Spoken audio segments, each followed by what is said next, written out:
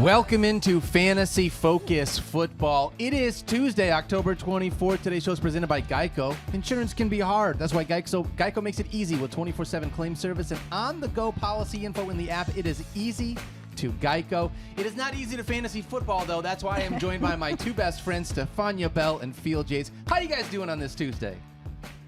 Oh, sorry, Stephania. Stephania's been better. On this Tuesday? I'm doing well. I had a little bit less invested in the game emotionally last night, but I want to start off with an apology to our live stream viewers who are in the mix every day, 11 a.m. Eastern time on YouTube or wherever you watch this fine and dandy show. Our show did not live stream yesterday. No, it did not. So you can watch it on demand on YouTube. Of course, you get the podcasts wherever you get your podcasts. So our bad. There was no one to blame but me. But yes, we are back. Thrilled to be back live. There is, even though the show does go up on the podcasts, wherever you get your podcasts, on demand, etc., there is a different energy about doing something live that I've always felt is so important to our industry, and that's part of the reason why I love doing this show so much every single day. Not as much as I love doing it with you guys, but just having the energy of a live stream is awesome. We're back. It's good to be back, and we got a lot to cover today, Daniel. Yes, we do have a lot to cover. We got a Monday Night Football recap. Yep. We're going to dump the bucket on what was the rest of Week 7 for us.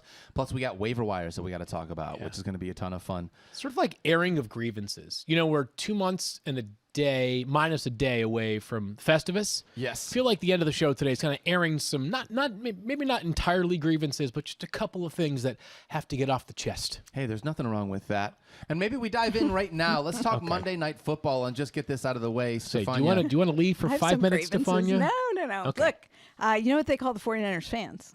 Loyal to the soil. The faithful. The faithful. The faithful. And I'm wearing red today because I'm still a proud 49ers fan. And look, we have some things to work on.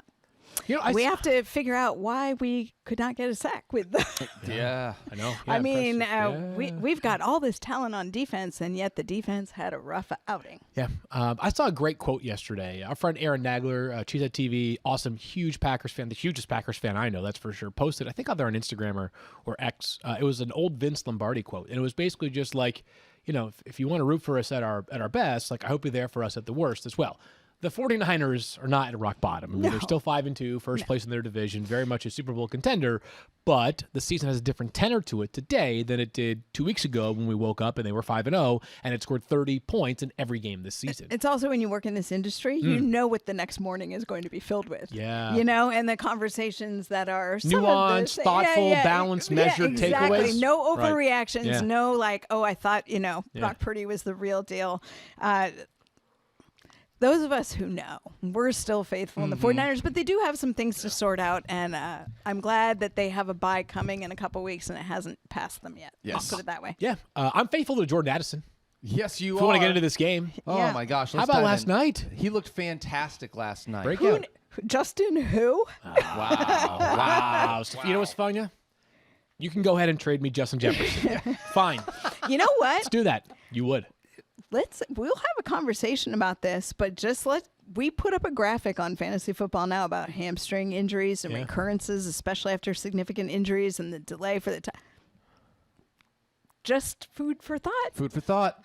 Jordan Addison, 7 catches, 123 yards, and 2 touchdowns. Good enough for 31.5 fantasy points. I mean, he was working so hard, he got cramps. Yes. He actually left the game briefly. He did eventually come back into this game. But, to be sort of serious here for at least, more intentional with our analysis, there are people, certainly one of my favorite players in the preseason, a guy that I was extremely bullish on because I know that, Justin Jefferson is unquestionably a number one wide receiver, but Jordan Addison is extremely capable of being a very valuable fantasy asset, and all the things that he does well shine through last night, plus even more. You guys if you watch the game, you'll recall, one of the first plays of the game, Kirk Cousins tries to jam a slant pass to Jordan Addison, and Javarius Mooney Ward just rips it out, kind of bully balls him. Literally stole. And if there was a concern about Jordan Addison, he's like 189 pounds soaking wet, which is small for an NFL wide receiver. That might be generous, by the way, in terms of the weight.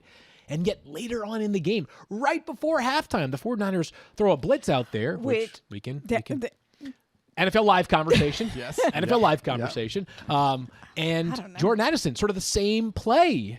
a slant that he snatches the ball away and runs 60-some yards for a touchdown. So a breakthrough performance from Jordan Addison last night, and we now have a 2-game sample size without Justin Jefferson. Yep. And while I think we felt this anyways, it's very solidified. Like, one of the 2 Vikings wide receivers has massive big play potential. The other is a reasonable flex in a deeper league. That's KJ Osborne. But Jordan Addison has a chance to be a star, and that could last for as long as Justin Jefferson is out. That's at least 2 more games. And as Stephania just suggested, who knows? Like, we don't know for fact that he'll be back in week 8, 9, 10.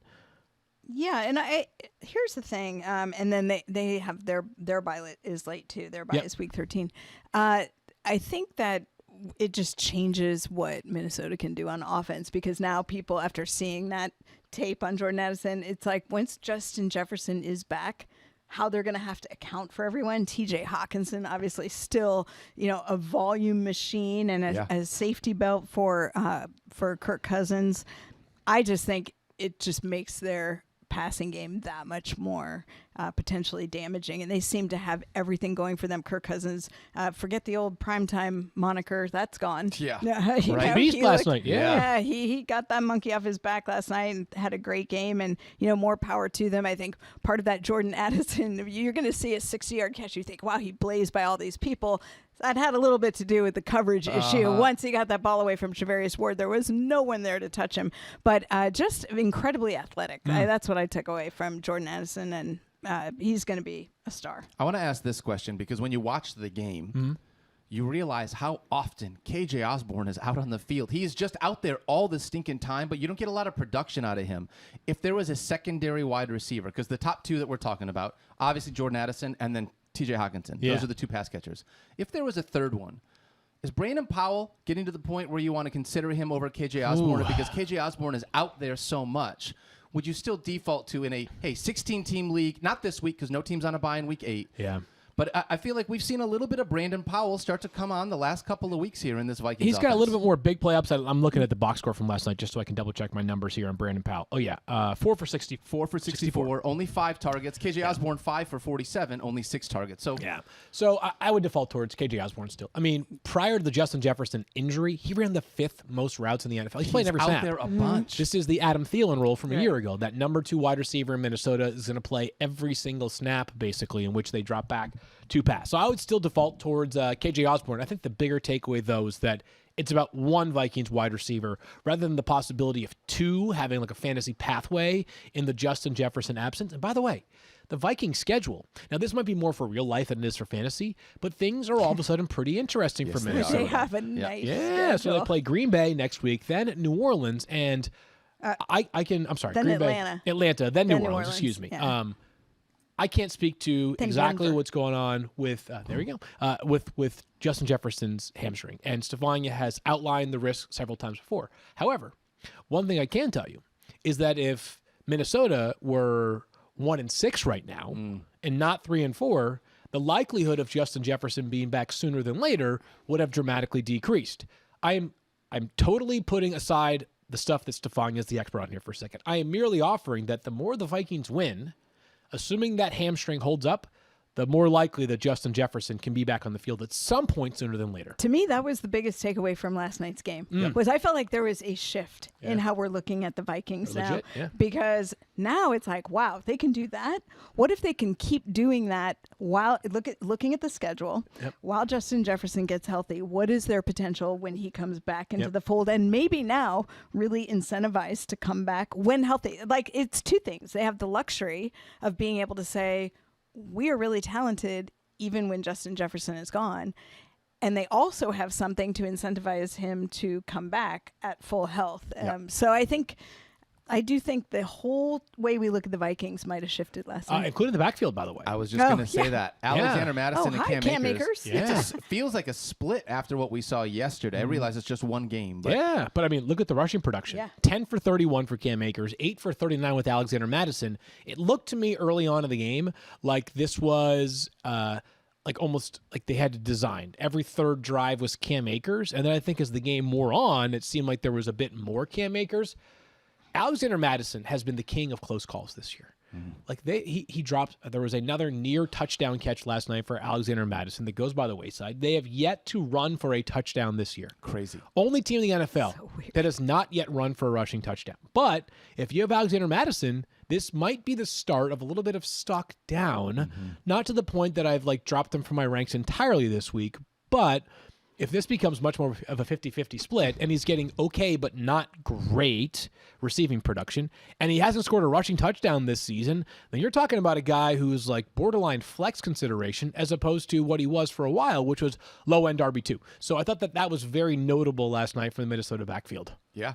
I did not love it. As an Alexander Mattison manager, this is not the thing that I wanted to see, but it feels like Cam Akers is going to be a part of this backfield moving forward. It's just figuring out how that workload is going to split. Stephania, let's talk on the other side of that, the running backs for the San Francisco 49ers. Yeah. CMC, we came into the game thinking and expecting that he was going to play, but there was still some concern with that oblique. Just want to make sure he gets through it healthy. What did you see? I have so many thoughts on this because we had a pretty good idea by the weekend that Christian McCaffrey was going to play because we'd heard about the fact that he had told Kyle Shanahan to keep the play calling with him in it. He planned to be there on Monday. We saw that he put in full practice on Saturday.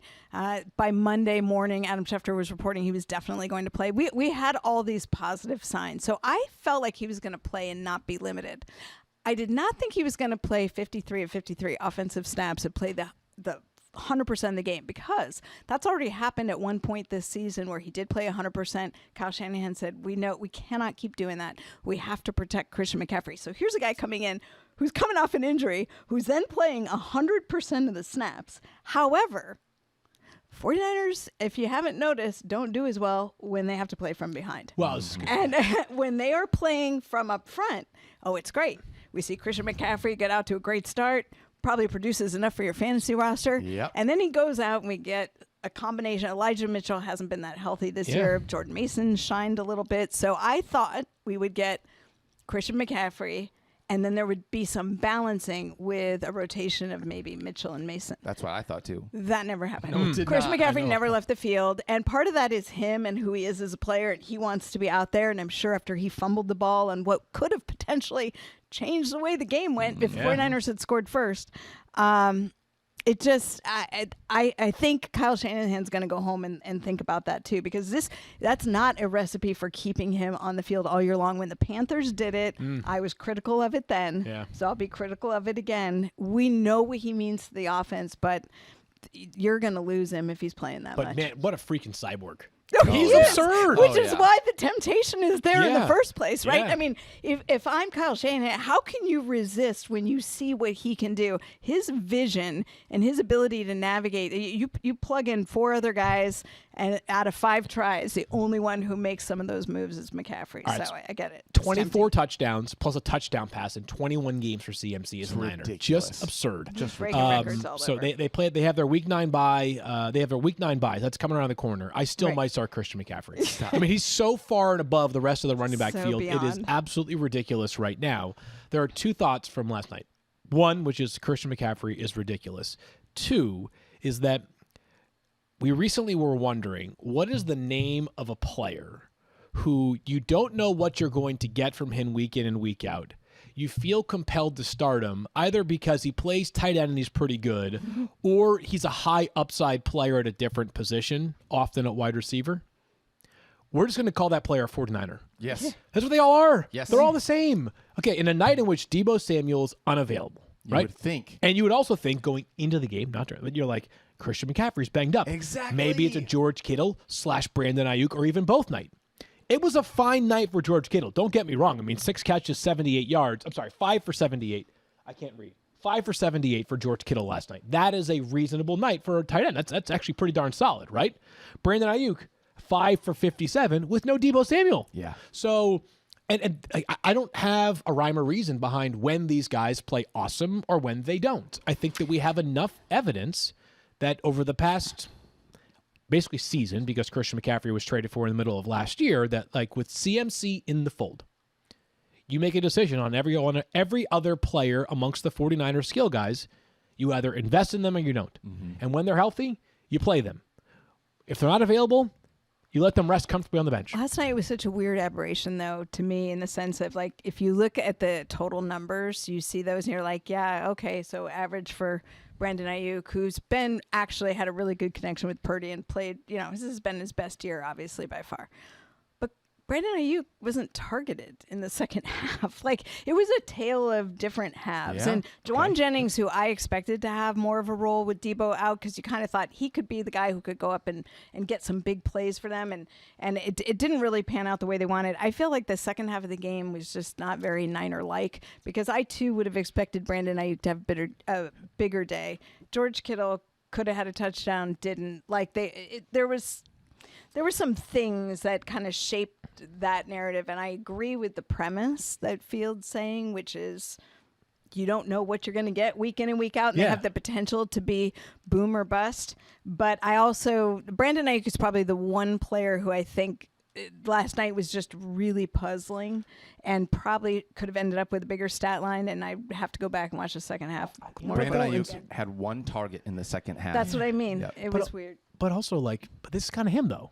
4 games this season, 4 out of 6. So 2/3 of the games, he's been under 12 fantasy points. He's had 2 monster games, and then 4, you're like, nah, whatevs. But the script of last night was different. That's all I'm saying. All right, so we see it a little bit differently. My takeaway on the 49ers is that you commit to them or you don't, and they're so dang talented. And the offense on its best day can be as good as any in the NFL, and it's not necessarily dependent upon the opponent. So you sign up for the experience or you don't. I will, going forward, now refer to a player who I can't figure out what to do. Like, welcome to the 49ers, Mike Williams. Welcome to the 49ers, Tyler Lockett. Welcome to the 49ers, all the players that actually play for the 49ers other than Christian McCaffrey. All right. So with that closed out, are we ready to move on from Monday Night Football? Yeah. Let's talk about some Please. injuries here. Last thing, I'll say this. Brock Purdy just looked – it was tough for him this week. After 3 consecutive weeks of having at least 20 fantasy points, it was the second time that he was under 13 fantasy points in back-to-back weeks. He just didn't look as sharp as he had the couple of other weeks, so hopefully better days are ahead. I think the reality with Brock Purdy is that the analysis surrounding Brock Purdy should be somewhere in the middle of where it is this morning versus where it was a few weeks ago, right? Like, the performance, I don't have, fantasy points over expected. Probably Mike would have that stat, but it's like – basically everything that could go right did go right for the first 3 to 4 or 5 weeks. Yep. And then a lot of things that could go wrong have gone wrong over the past 2. Like, Brock Purdy is a really, really solid starting quarterback who's a solid, not really, really solid, but a solid fantasy quarterback as well, who has, I would say he's somewhere between quarterback 14 and 18 in a given week. I think that makes a lot of sense. That's sort of where you're at, and especially with the way that they utilize this offense me of Geno and everything Smith like that. As a fantasy quarterback. Yeah. Last year's Geno Smith or this year's Geno Both. Smith? I mean, Geno, for as great as he was last year, averaged 18 fantasy points a game. That's not Herculean, right? It was way better than anything we could have expected. But 18 fantasy points is fringe starter. Gosh, I don't feel good about that either. All right, let's move ahead and talk about some injuries here. Okay. Stephania, Week 7. This is my big one. It's mine too. Bijan Robinson. That was weird. Yeah. That whole thing was just weird. It was weird. It was weird watching it as it unfolded. So basically, just to recap for people who didn't suffer through it in real time, it was there was this collective asking around the room of why is Bijan Robinson not touching the ball, and then where is he? He only played a handful of snaps in the first half, and at halftime there was a report on the broadcast that he just didn't feel right, and that maybe we wouldn't expect to see him much, if at all, in the second half. We didn't see him in the second half until the final minute of the game, when he randomly entered the field for one play where they were I won't go into what they were trying to do, but the bottom line is he entered briefly and then exited, which prompted a question to Arthur Smith, who later said, well, it was a situation where we wanted to use him and was nothing more than that. But it was more than that, because here was a player who came into the Sunday game not on the injury report at all, no reports of any illness or injury leading up to the game, and then mysteriously disappeared, and clearly he is their best offensive weapon at this point. Yes. So basically what happens when something like that happens, and we later found out that he had woken up, not feeling well. It was Bijan Robinson who, speaking with reporters, described the fact that he just didn't feel right Saturday night. He had a big headache on Sunday. He thought it would go away. It didn't. And he said, coach basically said, okay, we're going to look out for you. And then he thought it would get better as the game went on, and it really didn't. And that was the limit of what we had as far as information from Bijan and from Arthur Smith. What I will tell you is that when a situation like this happens and a player appears to be either ill or injured, but there was no knowledge of it before, people start asking questions. Now, if a player does not appear on the injury report, the league is going to look into it, because if a player, as of the Saturday report, is healthy, and there is no injury, if the player at any time between that Saturday report and Sunday kickoff, there's a change in status, the team is obligated to file that update with the league. I did confirm that with a league source, and also that the NFL is actively looking into this to get the information. One of the big questions that will come up is, when did the player first report that the player was not feeling well? Because that all factors into the equation. Okay. So the information's being gathered, and once we find out, we will update it. But in the meantime, the Falcons have indicated that they expect Bijan Robinson to be fine for Week 8. All right. So then there's not really a whole lot to ask about that. That's just like a really weird thing that I can't wait for the updates, Stephania. We chalked it up to yesterday, just a fantasy trap.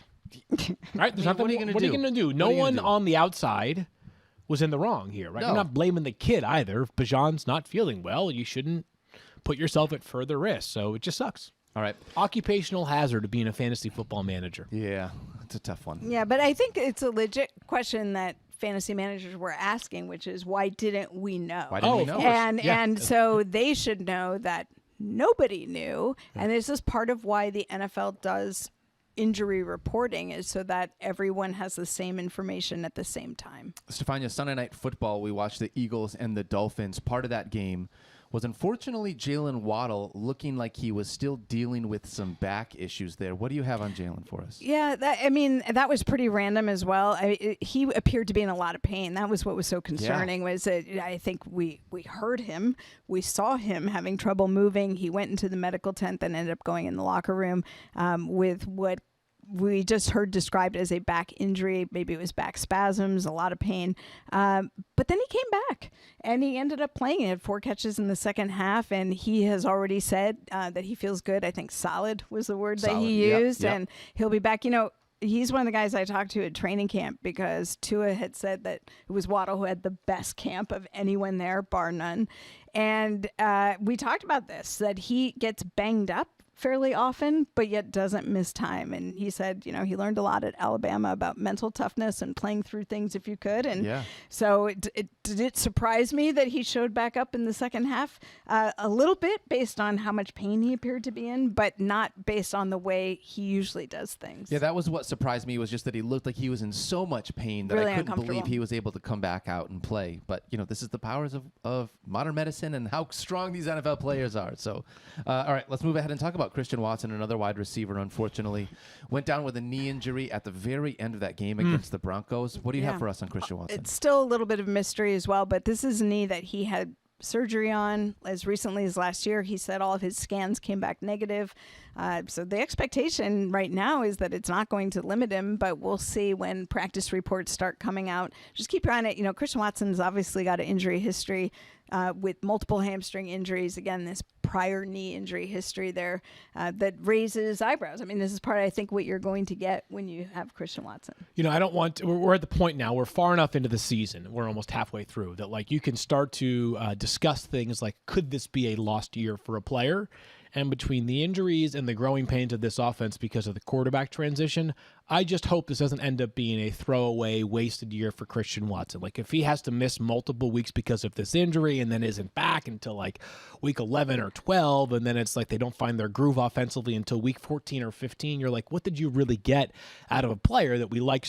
Well, unless you were Daniel, so much for fantasy purposes coming into this season. The Packers are at this odd crossroads right now, and this is, again, maybe more of a real-life conversation than a fantasy conversation, but I just don't know what to make of Jordan Love, and if he is going to be their quarterback going into next year as well, barring dramatic improvement, that would alter materially my impact, my outlook on these players. I mean, the entire offense scares nobody right now, which we were not expecting to be the case coming into the season. At least I wasn't. That was just as much.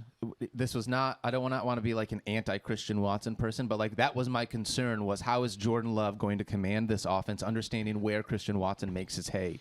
That was the big thing coming in, and I hope we both do that. Christian Watson is able to come back and be healthy, and we can see him again this season. I'd rather have him back and playing than feel like I won that argument. Like I want Christian Watson back out there because he's good. He's a good kid.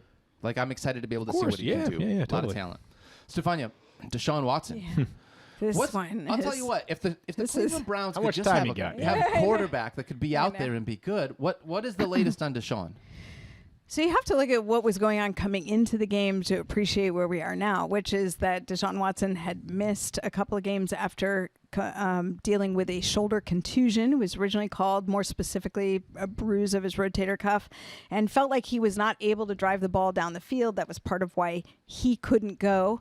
We talked about the fact that he had medical clearance to play, meaning structurally there was nothing to medically keep him from playing, but that functionally he felt like he couldn't perform at the position.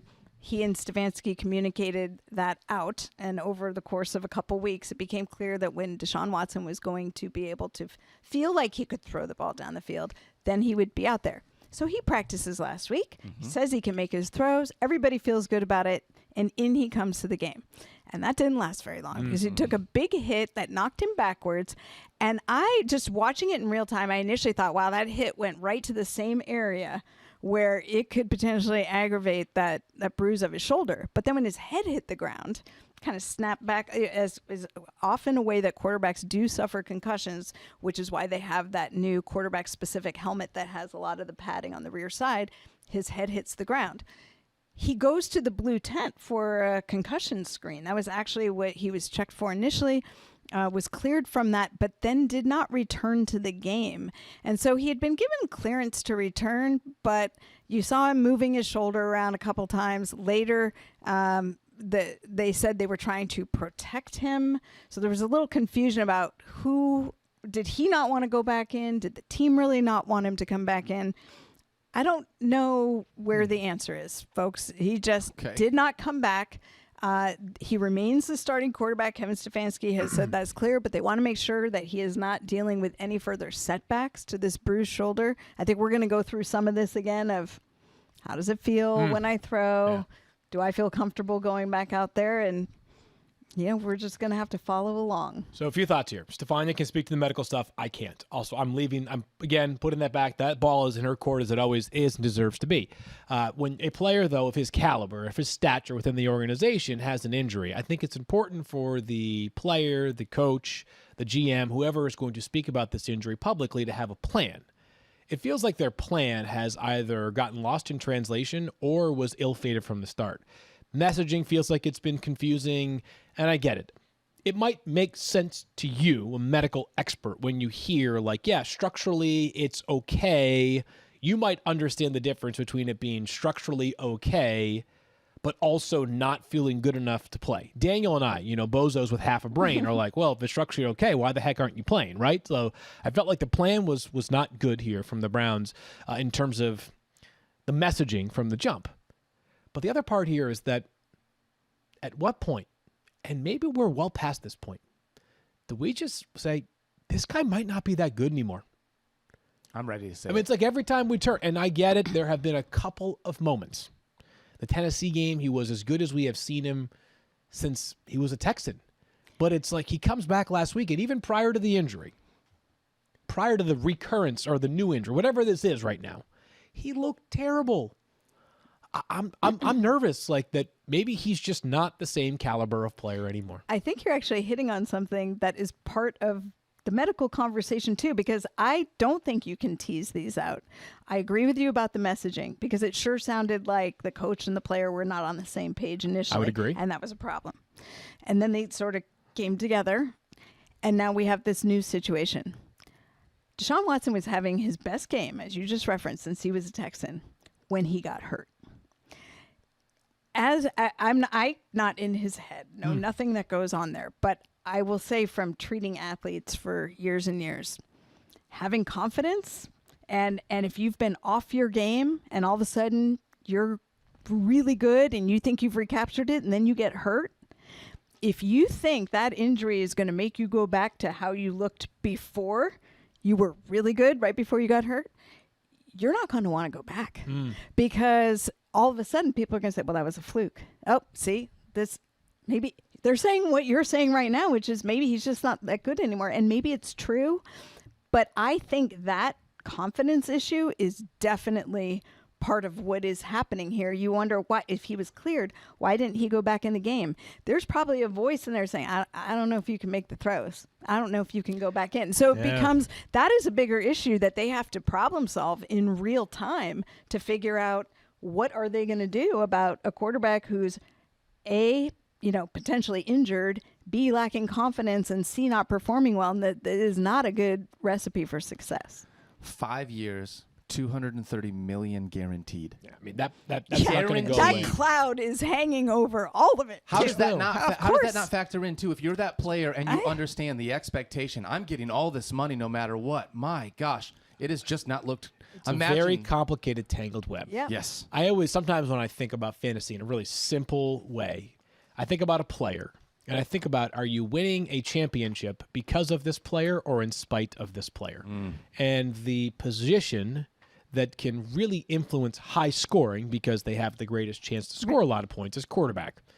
If I win a championship this year with Deshaun Watson as my quarterback, it's in spite of him, not because of. That's how I feel. Totally. Week 8. Now, could the tides turn? Yeah, that's what fantasy football is, but I ain't counting on it. If I would be so moved on from this situation because I don't know that it resolves itself for fantasy purposes, certainly. No longer a clear-cut fantasy starter by any stretch. Yep. What about Jerome Ford, Stephania? That was another guy. He looked like an ankle injury. I saw the internet. You know how internet Again, this is why you want depth at running back. But yeah, so Adam Schefter reported low-grade high ankle sprain. This can be true. Again, grading of severity, mild, moderate, severe, grade 1, 2, 3. Whether it's a high ankle or a low ankle, all sprains, any part of the body, those are the grading systems. So he did have the mechanism. It appeared the way his foot got caught and got twisted, rotated outwards. So foot rotating out on the lower leg is the mechanism most commonly for a high ankle sprain. But his foot was not completely planted in the ground, which, again, that always helps because then your ankle is free to move. So the chance that you incur significant damage is much less. So that's what we mean by low-grade high ankle sprain. They're saying 1 to 2 weeks. Again, go back to these high ankle sprains and running backs. Yes, 3.8 games is the average, and that mixes severity. So a mild and a moderate and somewhere in the middle, you hit that. But 1 to 2 weeks still could be optimistic. We shall see. Okay, we'll talk about Kareem Hunt in just a little. Go ahead. The only weird thing about the Browns' backfield is that on the same day in which we learned this information, they cut Deion Jackson. Strange. So that probably signals to me that they don't feel like he's the answer. Right. We'll talk more about the names you need to know in that backfield in just a little bit. Yep. Stephania, we are also got news. Kyler Murray back in our news feed where the clock has started ticking for us to potentially see Kyler as a fantasy asset for us. What do you have for the latest on Kyler Murray? I think that he's progressing. If this weren't the situation of the Arizona Cardinals and their situation as far as what their team looks like and what are they going to do with Kyler Murray, I think we'd be just looking at this as this is pretty standard recovery from an ACL. And we thought that he would be ready around this time based on the fact that he had the injury so late last year and he had his surgery a little bit after that. He's now hitting about the mark where you would expect to see a player like him coming back. He is a mobile quarterback. We know that about him. So the demands for him to return to the position are more significant than the demands for a quarterback who is not a scrambler or somebody who's going to be on the receiving end of designed runs. And somebody who is quick and agile. Those things are harder to recapture, hence why he was not going to start the season on time. I never believed that. But I also always believed that the Cardinals would want to get him back based on his healing progression, and then at least be able to see and or show others that Kyler Murray is indeed healthy and fully recovered from an ACL. So the 21-day window has opened.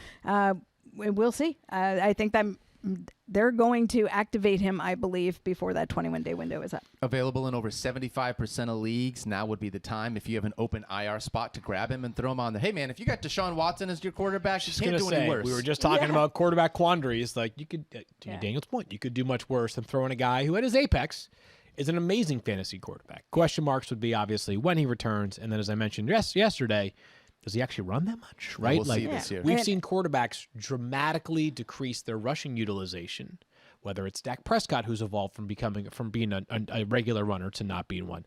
Josh Allen barely runs the football compared to how he has in prior years. Joe Burrow, because of the calf, is barely running the football at all. Heck, Patrick Mahomes is the only one that's going up right now, and then Lamar Jackson's just doing Lamar Jackson. Well, Jared Goff Justin has been Fields, out there using his legs a little bit this year. Speaking of Justin Fields. That was not what I was thinking about when I mentioned Justin Fields, though. No, but Justin Fields, Stephania. Yeah, the injury not to his legs part, it's to his throwing part. Doubtful for week 8. They still maintain it doesn't appear that he needs surgery at this time. It's really the question of, pain and grip strength with his thumb. I will say this.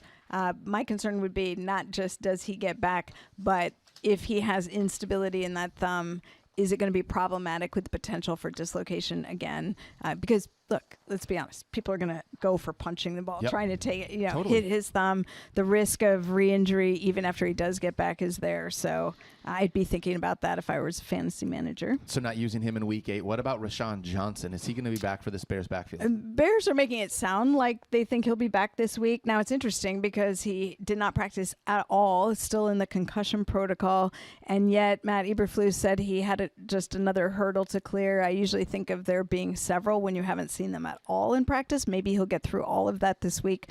We shall see. But it sounds like he'll be back in practice and at least making steps towards coming back in week 8. All right, so then let's project this forward to our waiver wire conversation because, Field, we didn't get a chance to talk about D'Onta Foreman yesterday. We ran out of time, but when you look at what he did, in week 7, he was incredible. 89 rushing yards and 2 touchdowns, plus 3 receptions for another 31 receiving yards and a receiving touchdown. Yeah. A 3-touchdown day for D'Onta Foreman. By the way, this isn't the first time we saw this. He did this in Carolina last year. So my question is, understanding he did this without Rashawn Johnson back there, in week 8, you've got no teams on a bye. So the player pool is as deep as it has been, and he's about to have his backfield mate back. Yeah. I still think he is worth adding, but I don't think he's worth adding and thinking that you're going to get this kind of production for him here in week 8. So if he is going to be active on Sunday night against the Chargers. That much is for sure. But if Rashawn Johnson is also active, it's a problem. Yep. As a matter of fact, D'Onta Foreman's emergence this past week depressed the value of other Bears running backs when they're healthy, because it reminded the Bears of why they signed this guy in the first place. Like, oh, wait, he is good, right? I mean, last year in the post-CMC Carolina era, he was excellent, obviously. He ran for over 100 yards and a touchdown in 5 games. So he was good enough to prove that he deserves to be playing more. Obviously, there are some limitations in his game that make him less versatile than Rashawn Johnson or Travis Homer, etc. If Rashawn Johnson does not clear, fire him up, baby. Bad Chargers run defense. Good opportunity for D'Onta Foreman to be a top 25-ish play, especially if he's going to get any kind of passing game utilization, because last year he got none. Yeah. For 4 targets in week 7, that number is super legit for D'Onta Foreman. So he would be an add. He would only be a 16-team league consideration if Rashawn Johnson's back on Sunday as well. In part because with nobody else on bye, it's just going to be so deep in that list that like he's not going to crack my top 25. Feels a little better this week, yes. I'm just laughing because remember when David Montgomery's gone? Yep. Khalil Herbert, oh yes, clearly number 1. Then they signed D'Onta Foreman, and I was like, D'Onta Foreman just had a career year in Carolina. Yes, he is definitely going to have a role in Chicago. He keeps proving people wrong. Yeah, happy for the kid. Not at all. Sure. And now all of a sudden it's like, oh yeah. Oh, yeah. Look at this. I forgot when we signed him, he could do this for us. That's one of those things. I would not want to. D'Onta Foreman. I'm happy for him. I mean, I wouldn't want to tackle almost anyone in the NFL, but he's like one of those guys that, like, when he gets a full head of steam, I feel like I'm watching, like, corners and safeties make some business decisions sometimes. I mean, he ran like Derrick Henry when he was Derrick Henry's fill-in with the Titans. Yeah, Derrick Henry, like dollar store Derrick Henry. It was very impressive. Very So impressive. when Khalil Herbert comes back healthy and Rashawn Johnson's healthy and D'Onta Foreman's still there, have fun with that. Have fun. Yeah. All right, let's talk about the Rams backfield. This was another one. We talked about it yesterday. Let's do 2 for 1 special. Yeah. Darrell Henderson and Royce Freeman. If you're adding one of them, which one do you want to add this week? Neither. I mean, I'm adding both of them. Like, I don't prefer one to the other, truthfully. Okay. Like, right now, the differentiator, if you're like, like the case for Darrell Henderson is like, well, he had a catch. He had 1 catch. He had 1. All right, so he had 1. He had 1, and Royce Freeman had 0. Yeah. So the reason why you'd lean towards Henderson is just that if you were to expect one of these 2 guys to consistently get 2 or 3 targets in a game, it would be Henderson. It would not be Royce Freeman. But Freeman acquitted himself pretty darn well. 12 carries, 66 yards. 18 carries for 61 yards for Henderson. So the more efficient runner, with the touchdown as well. So the more efficient runner was Royce Freeman. But what we saw was basically both of them are going to play a lot. Yep. And when you have 2 running backs that are both going to play a lot with minimal passing game utilization, which became the case for Kyren Williams, by the way. Like, he was winning because he was getting 27 rushes a game. Yeah. Then for this backfield, they're going to be, unless they do something dramatic this week, which won't happen, both of them are usable only in like 16-team leagues again. Yeah, if I had to pick one, it's Henderson, but he would be like RB29 on my board. Dallas Cowboys have given up the 3rd fewest points to fantasy running backs. Yeah. And I think the area where it was made clearest to us is the fact that this is just not a Chris Evans. Chris Evans? That's Zach not Evans. right. Zach Evans. Yeah, Chris Evans is a movie star. That is the wrong one. So sorry about that.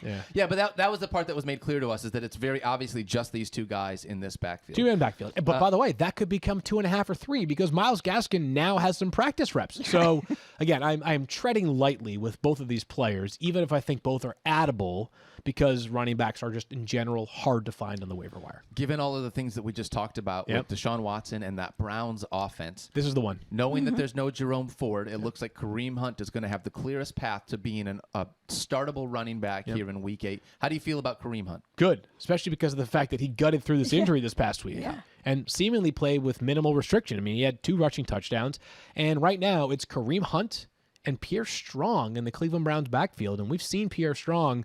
We kind of know what he is now. He's a backup. He's a change pace. He's very fast, but not going to have a bunch of carries in most weeks unless it's unusual circumstances. So we'll see whether the Browns add anybody else in the backfield this week. Just going to ask you if you thought that they're... I mean, I would have thought yes, but they also cut a guy yesterday in Deion Jackson. Maybe they just want to get Deion Jackson back to the practice squad and they'll elevate him at the end of the week or something like that.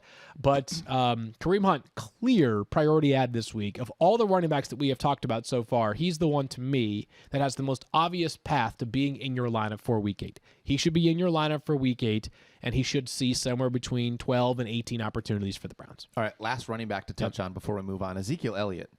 Zeke, 11 for 31 and a touchdown.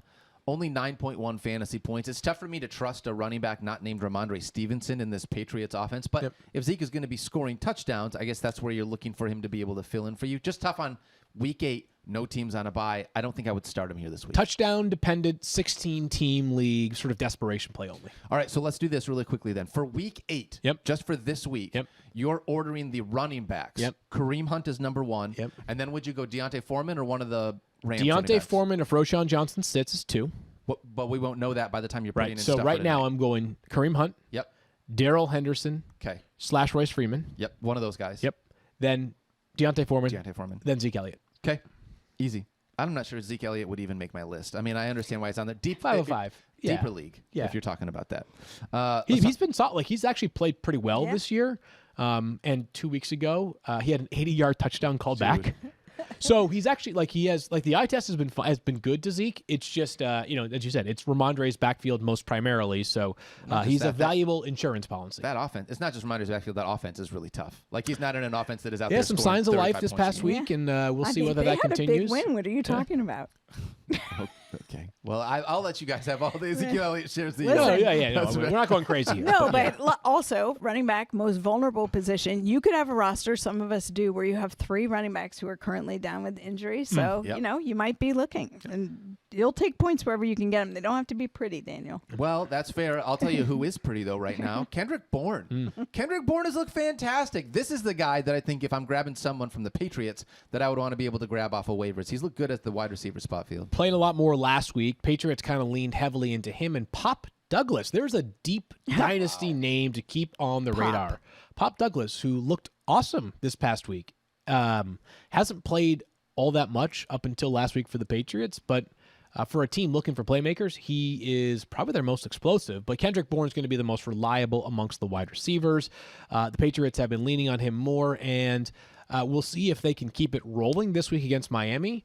Hey, they're going to have to throw a lot, right? Yeah, and you know what? This Patriots offense was really, really struggled for the first 6 weeks. I believed coming into the season the Patriots offense would be sufficient. Not dominant, but not terrible, right?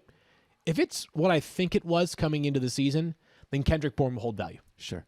I think if it can be a solid offense, I mean, again, sufficient, solid, whatever word you want to choose. Maybe not a top 3 offense, but not a bottom 3 offense. I think they can be Kendrick Bourne will hold value, good football player, PPR friendly. The Patriots just have to finish drives more frequently for him to have the upside. But he should be added in 14 and 16 team leagues for sure, maybe even 12 team leagues, and he's usable in 14 or 16 team leagues. I'm with you on that. The last 2 weeks he's looked very nice. 19.3 fantasy points, 16.3 fantasy points. Wow, yeah, I didn't realize it was that much. Yeah, is the guy that Mac Jones, it looks like, is looking at now, taking on the Miami Dolphins here this week. Game script, I understand it hasn't always worked out this way, but game script, I plan on the Dolphins scoring 35 points every single week and making the other team have to catch up as a part of that. Yep. So that's at least a part of that conversation. Field, there's a couple of rookie wide receivers that we like off of this list too. Yeah. Both Josh Downs and Rashee Rice, 2 guys that have a lot of upside. We've seen both of them in recent weeks do some things. If you're prioritizing one over the other, is there one that you like more than the other one? Ooh, okay. So it's kind of what do you need? If you're looking for the player that might eventually develop into a Cortland Sutton type player with some touchdown upside, not going to have a ton of 10 catch games, might have a handful of 6 catch games for 75, 80 yards, it's Rashee Rice. Yep. If you're looking for the guy that offers you a pretty steady floor week in and week out, it's Josh Downs, who both these guys looked apart, by the way. Both very much looked apart. Josh Downs is diminutive in size, but really good slot receiver. Had a huge play last week. Has consistently passed double-digit fantasy points over the past month. Yep. So he, I think, is the high floor, maybe slightly lower ceiling. Rashee Rice has my attention, though.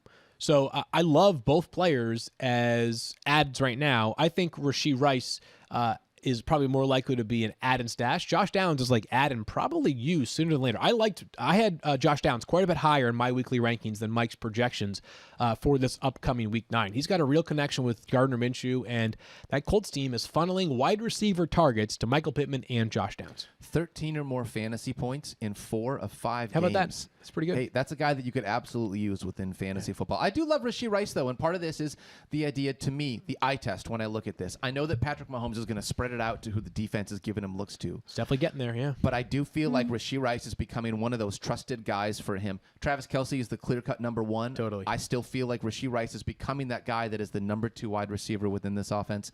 And as you get towards the second half of the season, if you tell me that he can develop more chemistry with a guy that is a former MVP and you expect this Chiefs team to go very deep into the playoffs, I like him. Definitely, like you said, Field, as an add and stash at a minimum. Yep. So to tier those, by the way, I would rank them like this: Downs, Rice, Bourne. Okay. In spite of Kendrick Bourne doing what he's done the last 2 weeks, he's also on, I think, an offense that is maybe a little most harder. Questions about that offense. Yep. Exactly. At tight end. All right, one last piece for tight end. Maybe the most impactful waiver out of the week. Dalton Kincaid. Yeah. We have been waiting. We've been waiting to see him be able to take a step in this offense and become that guy that is a trusted pass catcher for Josh Allen. We at least saw it in week 7, enough that it gives us hope to be able to add him here in week 8 with how bad that tight end position is. And some Dawson news, Knox. Stephania. Yeah, Dawson Knox out with wrist surgery, out indefinitely. And so they're not going to have him, and they don't have any idea exactly when they're going to get him back. Which is fantastic for us. Not the Dawson Knox part. Okay, so sorry. just careful how we say that. Yes. We are excited as fantasy managers. If you have Dalton Kincaid, obviously we hope Dawson and Dalton Knox Kincaid had a concussion, so he missed a game. But it sounds like Sean McDermott's saying they're finally connecting. He and Josh Allen are so. That's good news for fantasy purposes, right? And this, I am wondering if we are seeing a bit of how teams defend the Bills differently now. With Josh Allen not running the football nearly as much, I think teams are going to say to themselves, we will concede you sort of matriculating the football down the field, a very methodical effort. If you want to go 10, 12 yards at a time and you can beat us, good for you. We don't want you to beat us over the top like they have so frequently in recent years.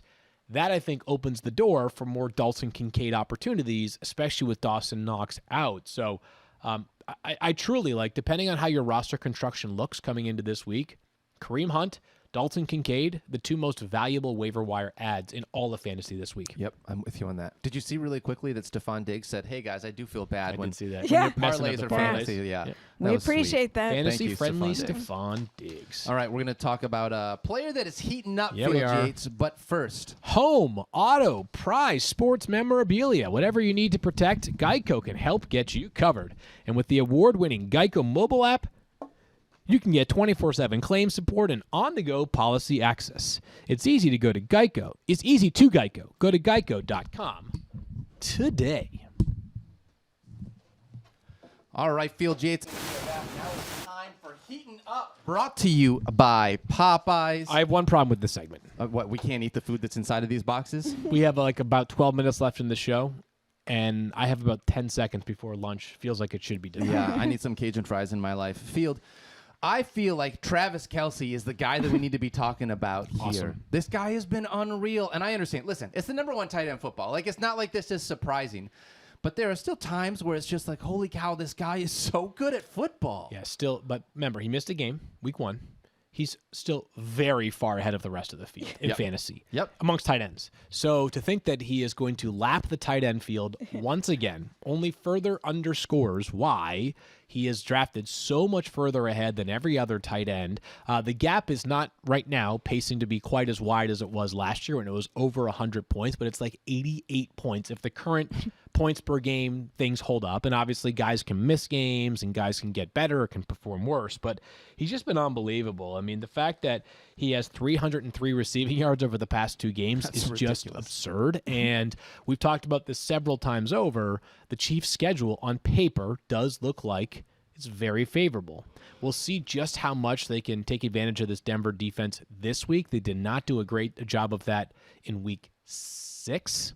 Right. I can't believe they're playing already again in week 8. I don't love that. But yeah, Travis Kelce heating up. If we did maybe we will do this once more at like the midseason.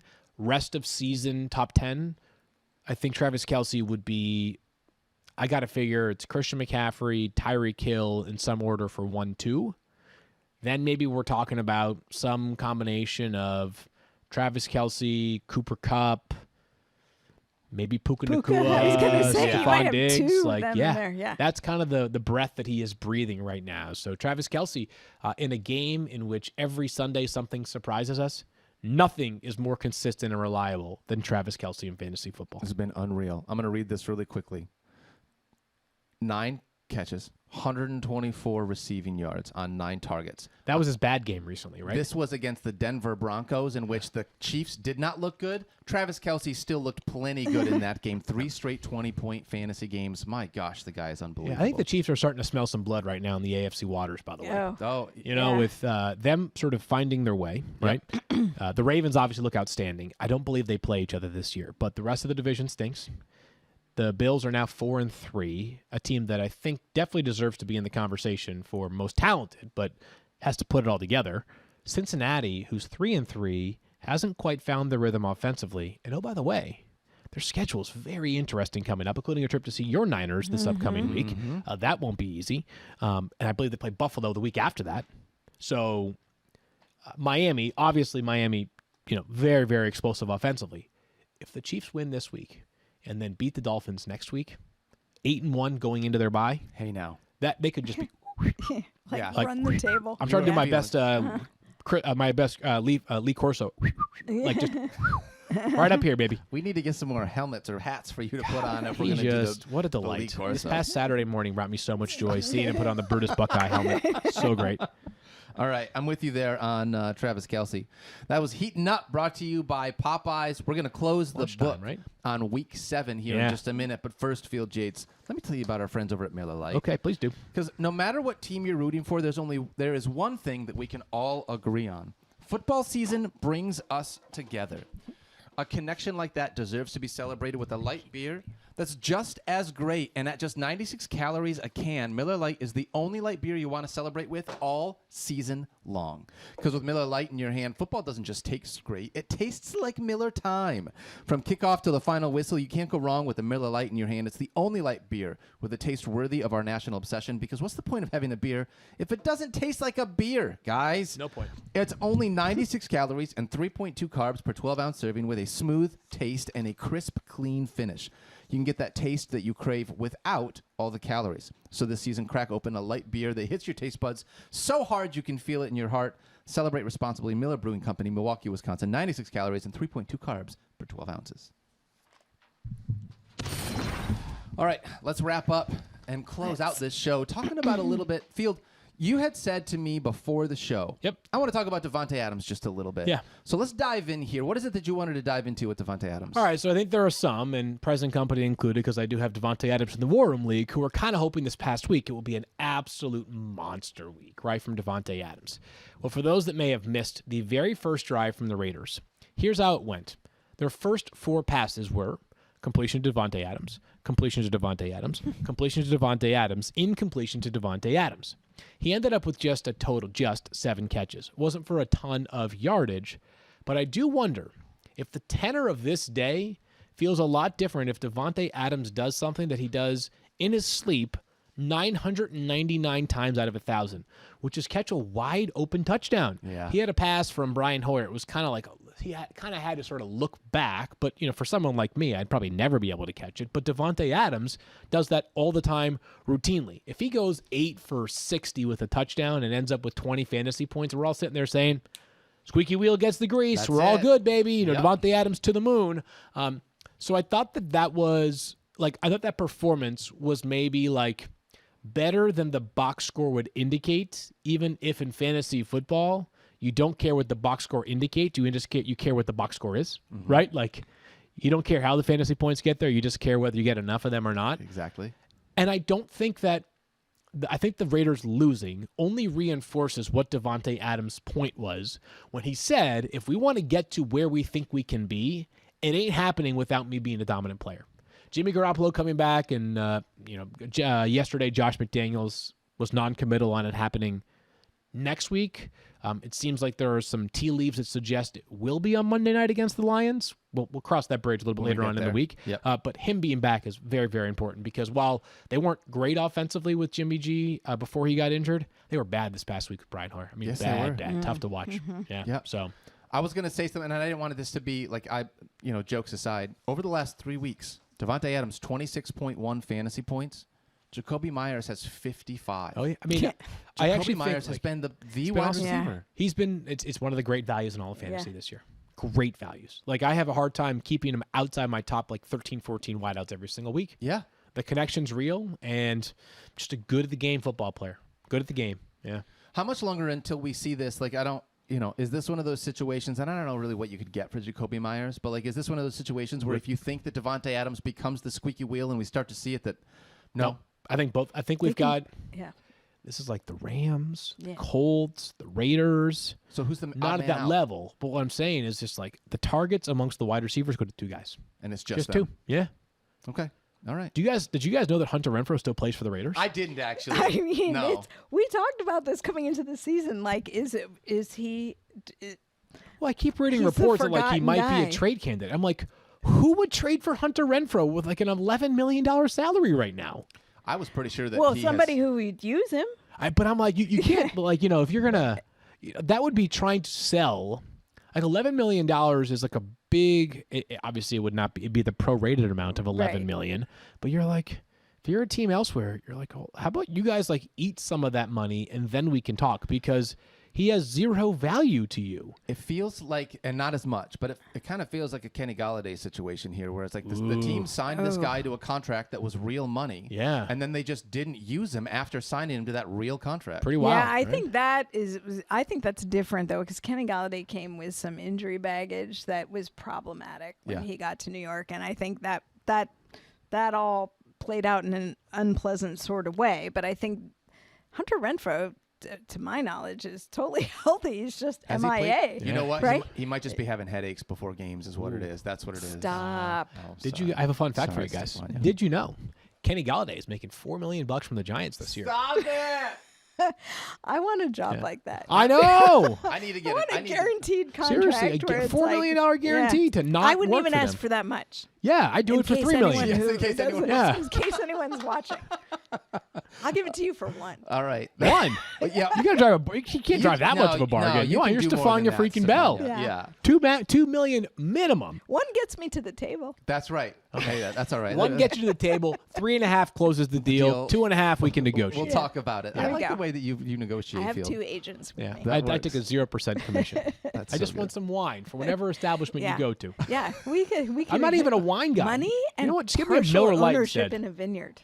All right. I'll just Definitely take a coming to your table. 30 rack of Miller Lite would work for me. That works. I'm with you on that one, Field. Yeah. Hey, quick shout out. That'll last me like 3 months, by the way. A 30 pack. Yeah, my tolerance is like minuscule. Especially now as like a girl dad times 2. You just don't have as much time for it as you used to. I take a sip of Miller Lite and I'm like, whoa. Like, hey now. Yeah, I will make that trade for, whoever. Who's the most radioactive player in fantasy right now? That's exactly what it is. If you're wondering how to get these done, yeah. Do us a favor, guys. Call the Squirrel Report hotline. If you are watching the YouTube stream, you will see the phone number come up, 478-295-1648. It is a real number. 475. What did I say? 475-295-1648. You said 478. Oh, so I'm an for the idiot. folks who might be listening, our I want to audio make listeners. sure that they get the Squirrel Report hotline number correct. One more time, it is 475-295-1648. Okay. Make sure that you call in and leave your Week 8 lineup questions. We're going to have a ton of fun with that in the Squirrel Report this week. Do it. Yeah. Can't wait. All right. That's going to close it out for Tuesday's show. We love you guys. Thank you so much for hanging out with us. Don't forget to love each other. Be kind to yourself. Get your waiver claims in. Don't fall asleep before you put in your waiver claims, guys. Yeah. I I'm thought doing that Mike right Gray said now. You couldn't use that Oh, line. yeah. Mike said I wasn't allowed. Mike's not here. He doesn't listen to the show anyways. We love you guys. We'll see you tomorrow. Mike who? Good luck with waivers. Like Mike.